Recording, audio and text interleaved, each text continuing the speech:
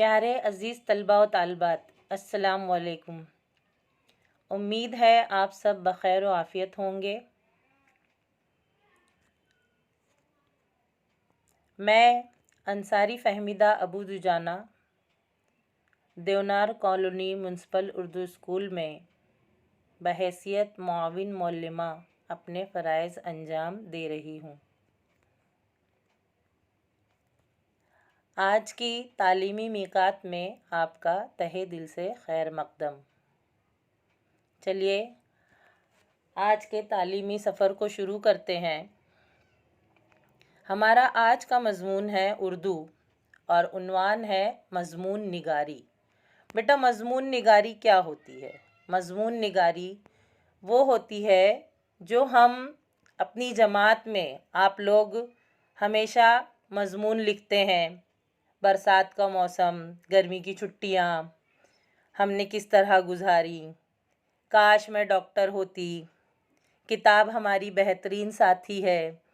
ऐसे उन्वानात पर हम बहुत सारी बातें लिखते हैं, तफ़सील से लिखते हैं, लेकिन इन मज़ामीन में मयारी अल्फाज और मयारियत का होना बेहद ज़रूरी है।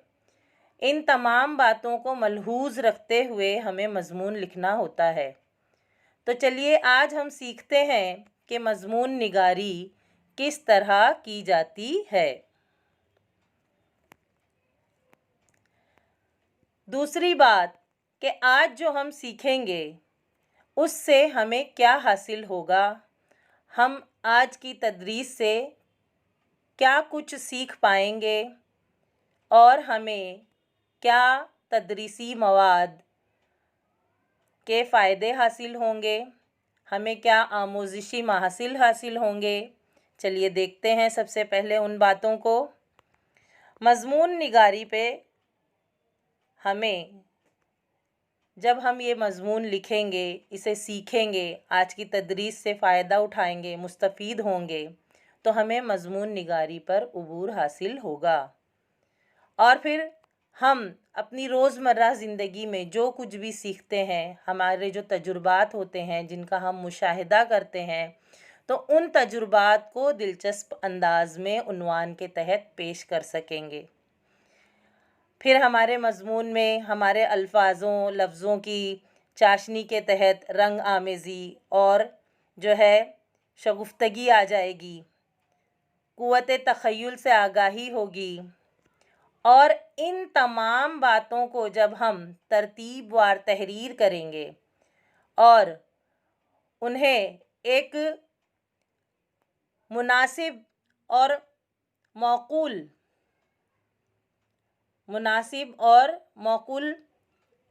ज़बान का इस्तेमाल करके इस मज़मून को जब हम लिखना सीखेंगे तो हमें मज़मून निगारी के फ़न में महारत हासिल होगी।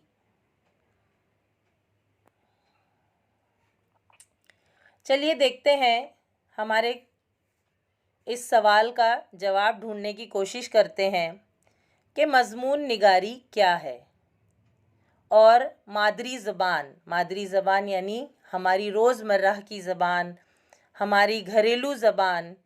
हमारी मादरी ज़बान क्या है? उर्दू है। हमारी मादरी ज़बान उर्दू है, तो हम यहाँ उर्दू की ही बात करते हैं। मादरी ज़बान के तदरीसी मराहिल में इसका क्या रोल है और इसकी ज़रूरत क्यों है? किसकी ज़रूरत? मज़मून निगारी की ज़रूरत। चलिए आगे बढ़ते हैं। अब यहाँ हमें समझना है कि मज़मून निगारी क्या है और इसका हमारी रोज़मर्रा ज़िंदगी में या हमारी मादरी ज़ुबान में इसका अहम रोल क्या है और इसकी ज़रूरत क्यों है। तो बेटा, मज़मून निगारी एक फ़न है। फ़न क्या होता है? एक अदाकारी, एक हुनर। जैसे कि अदाकार होते हैं, स्टेज पर अपना परफॉर्मेंस दिखाकर लोगों को खुश करते हैं, अपनी अदाकारी से लोगों में मशहूर होते हैं, अपनी अदाकारी से जो है लोगों का दिल बहलाते हैं। उसी तरह मज़मून निगारी भी एक फ़न है। जब हम किसी उन्वान को चुनते हैं उस उन्वान के तहत मरबूत यानी उस उन्वान से जुड़ा हुआ, उस उन्वान से मुंसलिक, और तसलसल से यानी रब्त ब रब्त, एक दूसरे से ताल्लुक़ रखता हुआ, तसलसल होना चाहिए, एक दूसरे की से जुड़ा हुआ होना चाहिए, एक जंजीर होनी चाहिए, एक कड़ी होनी चाहिए। उस तसलसल से अपने ख़यालात का इजहार करना या तहरीर करना यानी लिखना मज़मून निगारी कहलाता है। मज़मून निगारी में मुशाहिदे की बहुत अहमियत होती है। अब मुशाहिदा क्या है?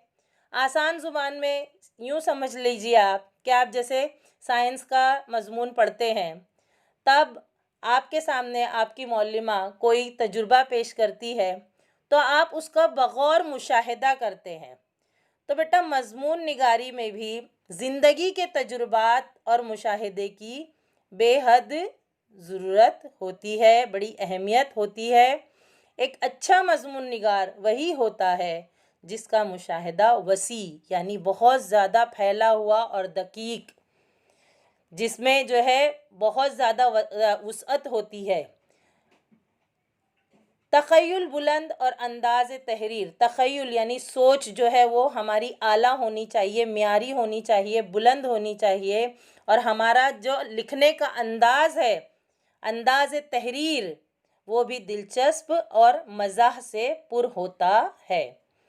अब ये जो है यहाँ मैं एक बार ये पैराग्राफ आपको फिर से पढ़कर बता दे रही हूँ कि मज़मून निगारी एक फ़न है, किसी उन्वान के तहत मरबूत और तसलसल से अपने ख़यालात का इजहार करना या तहरीर में लाना मज़मून निगारी कहलाता है। मज़मून निगारी में मुशाहिदे की बहुत अहमियत होती है। एक अच्छा मज़मून निगार वही होता है जिसका मुशाहिदा वसी और दक़ीक़ होता है, तख़य्युल बुलंद और अंदाज़ तहरीर दिलचस्प, मज़ाह से पुर होता है।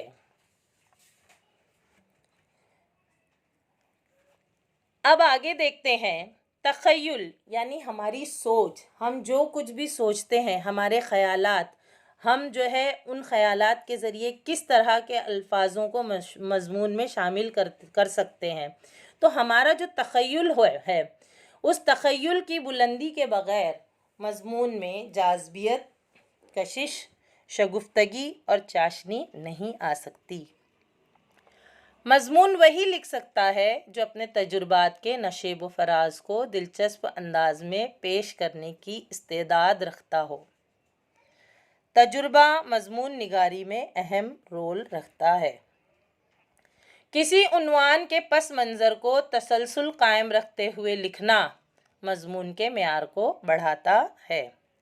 हम जो कुछ भी लिखते हैं, हमारा मज़मून उसमें जाज़बियत यानी कशिश जो है, पढ़ने वाला जो है उसमें डूब जाए, उसमें खो जाए, इस तरह का होना चाहिए।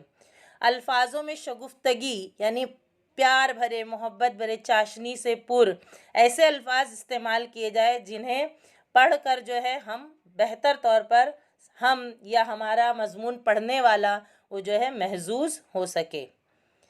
अब मज़मून लिखने में वही माहिर हो सकता है जिसके तजुर्बात, जो अपनी ज़िंदगी से तजुर्बे लेता है और ज़िंदगी, रोज़मर्रा की ज़िंदगी से, छोटी छोटी बातों से, बड़ी बड़ी बातों से अपने तजुर्बात के नशेब व फराज यानी उतार चढ़ाव को दिलचस्प अंदाज में पेश करने की इस्तेदाद रखता है। इस्तेदाद रखता है यानी सलाहियत रखता है।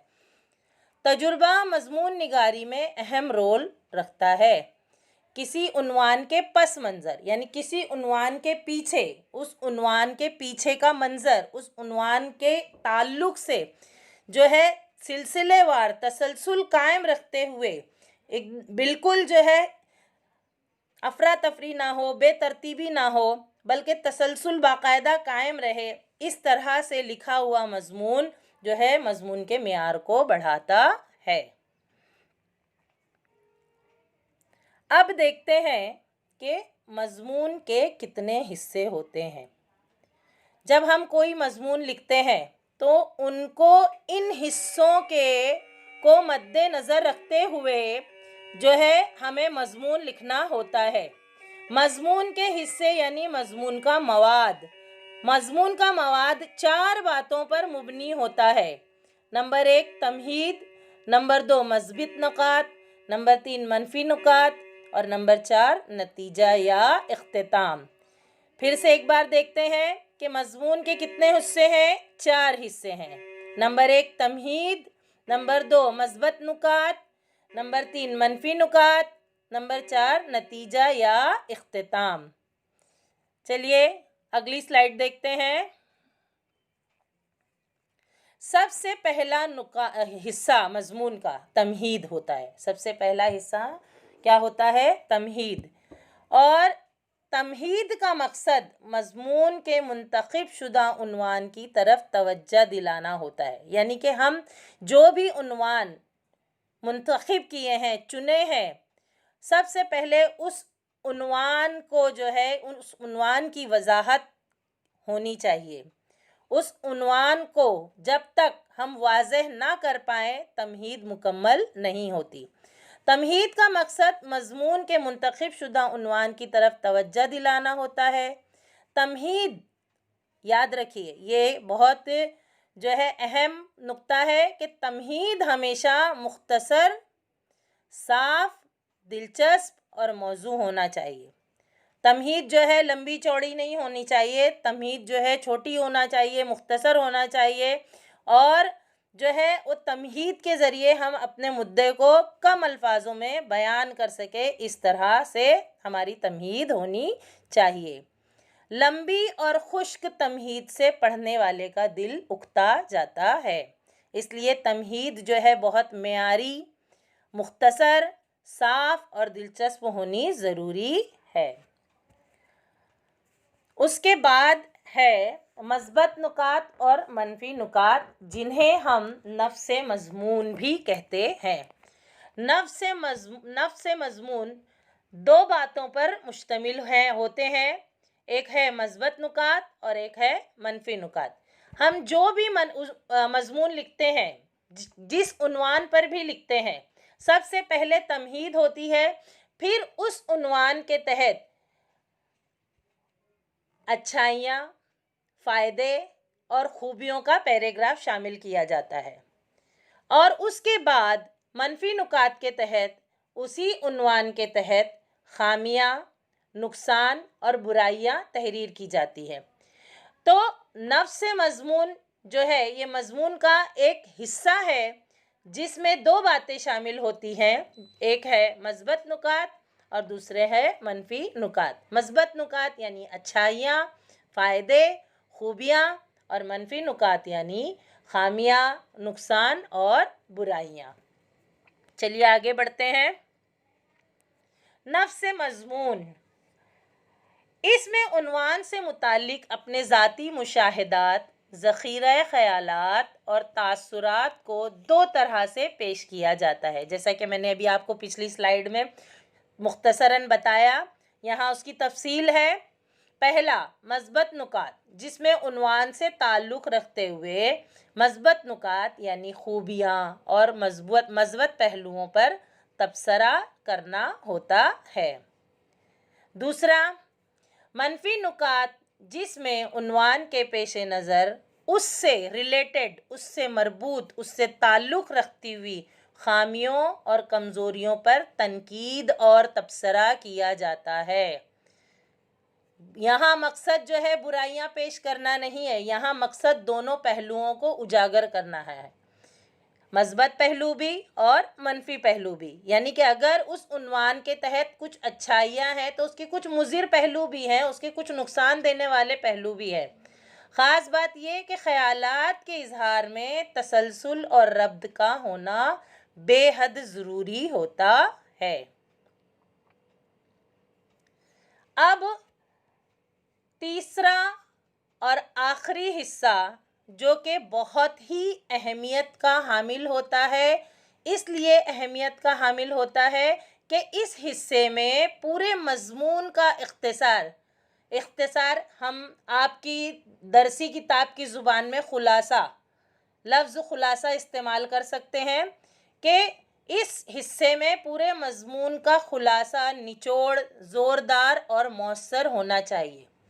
पूरा जो हमने मजमून लिखे हैं उसके मुतालिक इस आखिरी पैराग्राफ में ऐसा दमदार, ऐसा ज़ोरदार और ऐसा मौसर जो है मुशाहिदा या तजुर्बा तहरीर होना चाहिए कि पढ़ने वाले पर ऐसा असर पड़े कि वो पढ़ना शुरू करे तो फिर रुके ही नहीं, बल्कि उसकी रगे तजस्सुस मज़ीद उभर कर आए और मज़मून का मकसद और उसकी गर्ज़ो गायत पूरी तरह वाज़ेह होकर मंज़र कशी कर जाए। यानी इस तरह से पेश किया जाए कि उसे ऐसे लगे कि उसके सामने जो है तस्वीरें आ रही हैं, उसके सामने जो एक फ़िल्म चल रही है और जो है उनको उस मज़मून को तरतीब, तसलसल और जो है शगुफ्तगी, चाशनी से भरपूर वो पढ़ते हुए उसका मज़ा लेते हुए उसे ऐसा महसूस हो कि उसके सामने वो तमाम बातें उसके रूबरू हो रही हैं, उसके सामने हो रही हैं। तब जो है वो मज़मून जानदार, मौसर और पुरअसर तहरीर होगा और पढ़ने वाले का रगे तजस्सुस मज़ीद बढ़ जाएगा। तो ये था हमारा आज का तदरीसी पहलू। आज की दर्स व तदरीस में हमने मज़मून निगारी किस तरह की जाती है वो सीखे। अब हम कुछ नमूने के मज़ामीन देखेंगे। चलिए देखते हैं। अब देखिए यहाँ पर एक जो है मज़मून दिया हुआ है, यौम आज़ादी। यहाँ आपको गौर करना है। यौम आज़ादी, चलिए थोड़ा सा पढ़कर देखते हैं कि मज़मून का लिखना किस तरह जो है मौसर साबित होता है।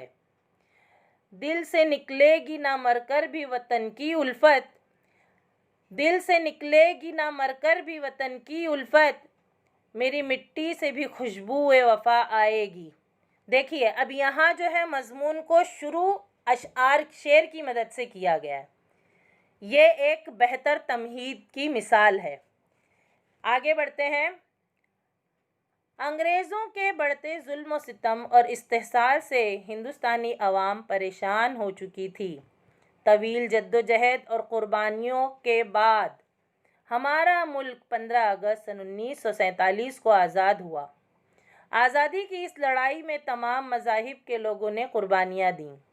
गांधी जी, मौलाना अबुल कलाम आज़ाद, शहीद भगत सिंह, अशफाक़ उल्लाह ख़ान, सरदार वल्लभ भाई पटेल, पंडित जवाहरलाल नेहरू, इन रहनुमाओं के साथ साथ हमारे उलमाए कराम, दानिश्वर और अवाम ने भी आज़ादी की जद्दोजहद को परवान चढ़ाने में मदद की।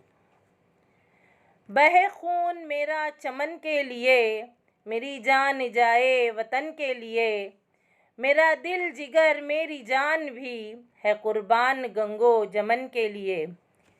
कौन नहीं जानता कि अंग्रेज़ों ने किस तरह हिंदुस्तान पर नाजायज़ कब्ज़ा किया था। तन के गोरे और मन के काले, इन अंग्रेज़ों ने धीरे धीरे हिंदुस्तान की दौलत को लूटना शुरू कर दिया। हमारे जांबाज रहनुमाओं की कुर्बानियों की बदौलत हमें आज़ादी नसीब हुई। हर साल इसी की याद में यौम आज़ादी का जश्न बड़ी धूमधाम से मनाया जाता है। इस दिन हम अपने इस्लाफ की कुर्बानियों को याद करते हैं और उनको खिराज अक़ीदत पेश करते हैं। इस दिन लाल किले से हमारे मुल्क के वज़ीर आज़म लहराते हैं क्या झंडा और मुल्क की आवाम से मुखातिब होते हैं। दिल्ली में इंडिया गेट पर मुल्क की मुख्तलिफ रियासतों की झांकियों के ज़रिए हमारी रंगारंग तहज़ीब व सकाफ़त को पेश किया जाता है। हमारी फ़ौज के जवान जोशीले अंदाज में देश की ताकत को दिखाते हैं। हथियारों की नुमाइश की जाती है जिससे फ़ौज की हौसला अफजाई होती है। इस दिन बड़ी तादाद में तलबा स्कूलों में जमा होते हैं। देश के हर इलाके में बड़े जोश व खरोश के साथ लोग इस कौमी त्यौहार को मनाते हैं। लोग दूर दराज रहने वाले अपने दोस्तों, रिश्तेदारों को सोशल मीडिया जैसे व्हाट्सएप, फेसबुक, टिकटॉक के ज़रिए मुबारकबाद देते हैं। हर कोई अपने देश पर फ़ख्र करता है। मिठाइयाँ तकसीम करता है। हमारा देश भारत दुनिया के सामने एक तरक्की याफ्ता मुल्क बनकर उभर रहा है, लेकिन साथ ही साथ बहुत सारे मसाइल भी हम अपने साथ लिए चल रहे हैं, जैसे गुर्बत, लड़कियों के साथ होने वाले जुल्म व सितम, अक़लियतों के साथ होने वाली नाइंसाफ़ी वगैरह। हमें इन सब बुराइयों से अपने देश को बचाना है ताकि हमारा देश एक खुशहाल देश बन सके। बेटा, ये जो अभी यहाँ पर हमने मज़मून पढ़ा है बहुत छोटा मुख्तसर है, लेकिन मेयारी है। अल्फाज़ों की इसमें जो है तरतीब जो दी गई है, इसमें जो अल्फाज चुनकर लिखे गए हैं, इसमें जो अल्फाज़ों का इस्तेमाल किया गया है, आप उन पर गौर कीजिए और समझिए, और साथ ही जुमलों की तरतीब, तसलसल और रब्त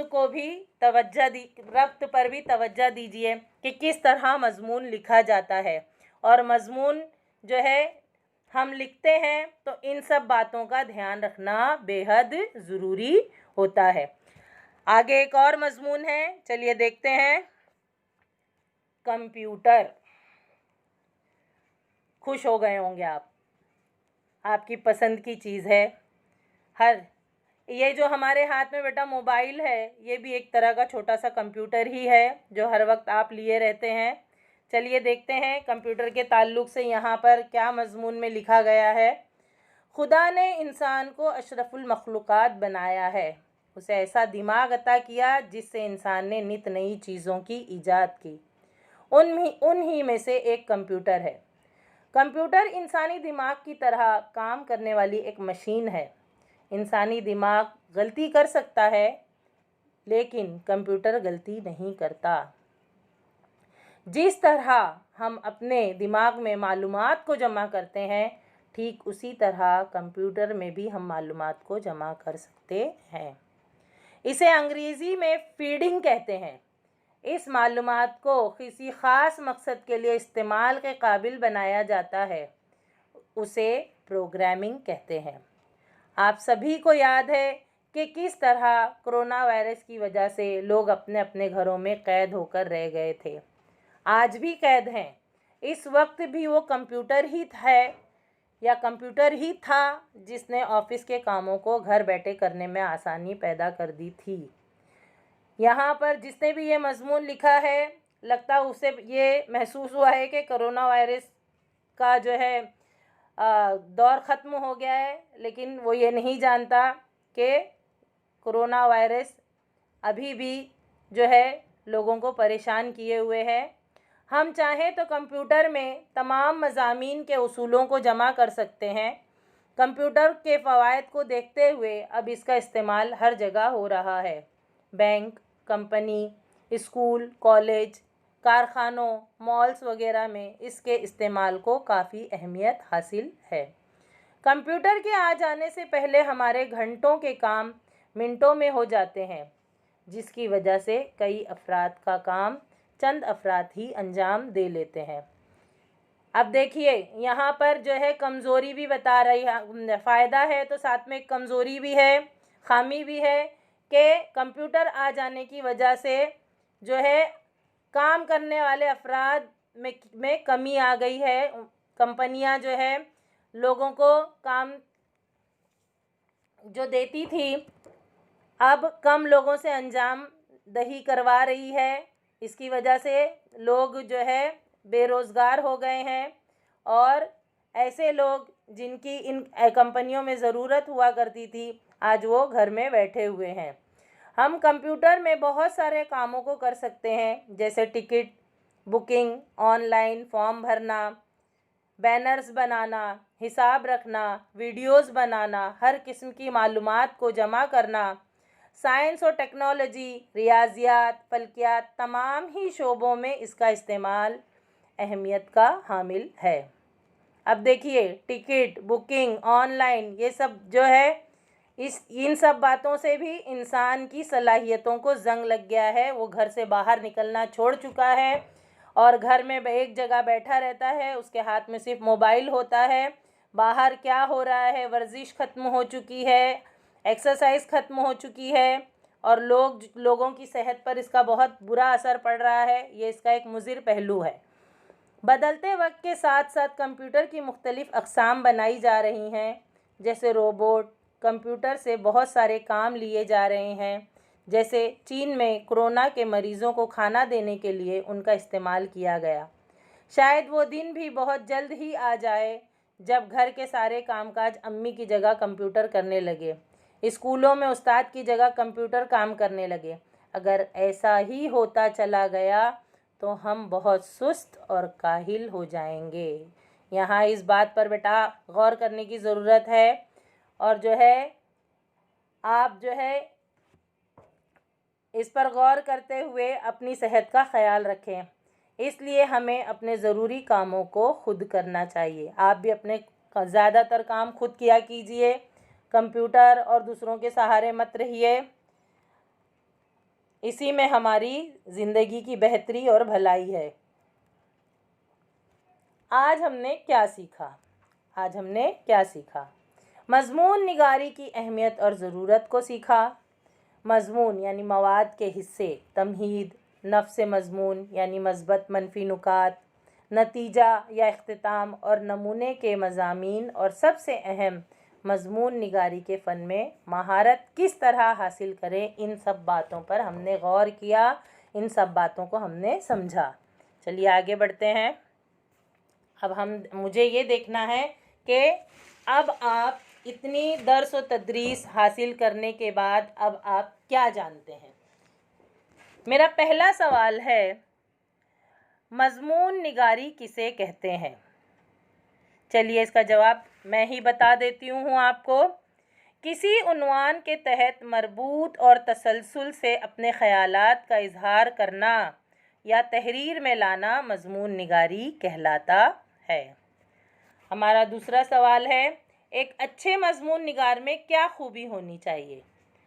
ये तमाम जवाबात बेटा मैं ही आप लोगों को बता दे रही हूँ। अब जब आप ये वीडियो देखें और समझें तो आप उसको बेहतर तौर पर समझने के लिए जहाँ ज़रूरत महसूस करें वहाँ स्क्रीनशॉट निकाल लें, ठीक है, ताकि जो है आपको लिखने और समझने में आसानी हो। दूसरा सवाल है, एक अच्छे मज़मून निगार में क्या खूबी होनी चाहिए? तो जवाब है, एक अच्छा मज़मून निगार वही होता है जिसका मुशाहिदा वसी और दक़ीक़ होता है। उसके बाद सवाल नंबर 3, तख़य्युल की बुलंदी के बग़ैर मज़मून में कौन सी चीज़ें नहीं आ सकती? चलिए बताती हूँ मैं।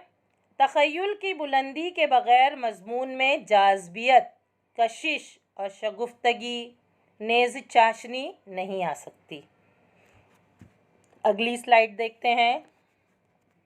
हमारा अगला सवाल है स्क्रीन पर, मज़मून के कितने हिस्से हैं और कौन कौन से?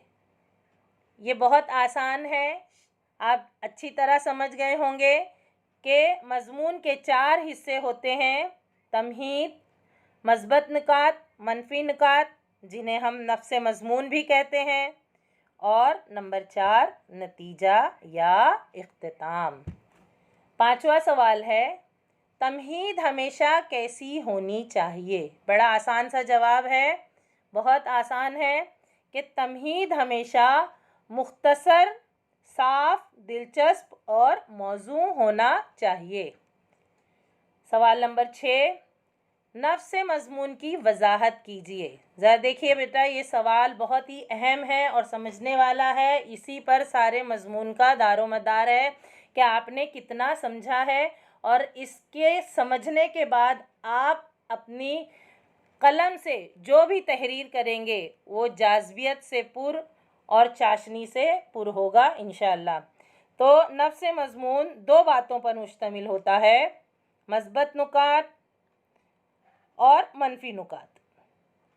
किसी भी उन्वान के तहत जब मज़मून तहरीर किया जाता है तो उसके फ़ायदे, नुकसानात, खूबियाँ, खामियाँ और कमज़ोरियाँ, ये सब बातें नफ्स मज़मून इस हिस्से में तहरीर की जाती हैं। अगला सवाल है सवाल नंबर 7, नतीजा या इख्तिताम कैसा होना चाहिए? ये भी बहुत अहमियत का हामिल है। ये सारा जो है सबसे अहम सवाल समझ लीजिए, इख्तिताम कैसा होना चाहिए। तो इस हिस्से में पूरे मज़मून का इख्तिसार, जैसे कि मैंने आपको बताया था, खुलासा, निचोड़ ज़ोरदार और मौसर होना चाहिए। अभी हमने जो नमूने के 2 मज़ामीन पढ़े थे, मैंने आपको 2 मज़ामीन नमूने के बताई थी, उसके मुतालिक ये सवाल है, सवाल नंबर 8, नमूने के मज़ामीन के नाम बताएं। तो नमूने के मज़ामीन के 2 नाम हैं, एक हमने सबसे पहले पढ़ा था यौम आज़ादी और दूसरा कंप्यूटर, यानी यौम आज़ादी और कंप्यूटर, इन 2 उन्वानों के तहत नमूने के मज़ामीन हमने शेयर किए थे। चलिए आगे देखते हैं। आपके लिए है ये सवाल, ध्यान से देखिए, स्क्रीनशॉट निकाल लीजिए। दिए गए उन्वान पर मज़मून लिखिए। अब देखिए यहाँ कितनी खूबसूरत सी 2 तस्वीरें दी गई हैं और दोनों के उन्वान यहाँ नीचे लिखे हुए हैं। एक है देखो गर्मी की तातील और दूसरा है बरसात का मौसम। तो ये जो 2 उन्वान हैं बेटा, इस पर आपको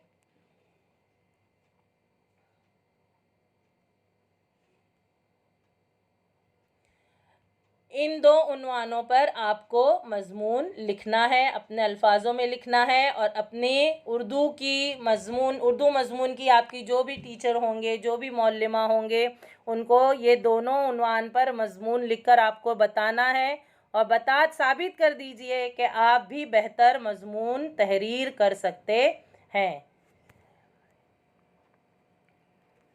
इसी के साथ ही हमारी आज की तदरीसी मिकात ख़त्म होती है। अपने घर में खुश रहिए, शाद रहिए, अपना ख्याल रखिए, महफूज रहिए, बड़ों का कहना मानिए, वक्त पर पढ़ाई कीजिए और जो है सबसे ज़रूरी बात, जो भी लेक्चर होते हैं उन्हें दिलचस्पी के साथ सुनिए। चलिए आइंदा के सेशन में फिर मुलाकात होगी। तब तक के लिए खुदा हाफिज़। आप लोगों का बहुत बहुत शुक्रिया।